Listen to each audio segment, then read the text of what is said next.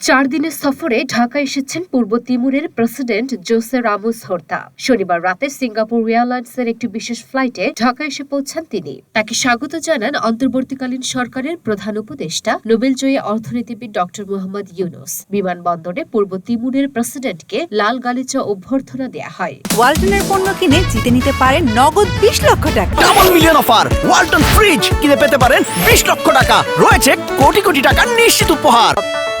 সূচি অনুযায়ী পূর্ব তিমুরের প্রেসিডেন্টের ঢাকা সফরে রাষ্ট্রপতি, প্রধান উপদেষ্টা এবং পররাষ্ট্রমন্ত্রীর সাথে সাক্ষাৎ করবেন। এছাড়াও ভিসা অব্যাহতি চুক্তি ও ফরেন অফিস কনসালটেশন সংক্রান্ত সমঝোতা স্মারক সই হবে এই সফরে।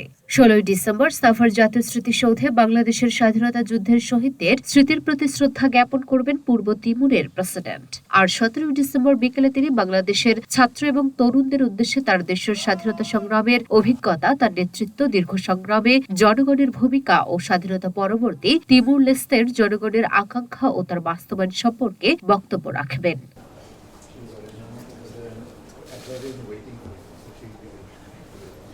Luna Afroz Nipa, Dhaka post.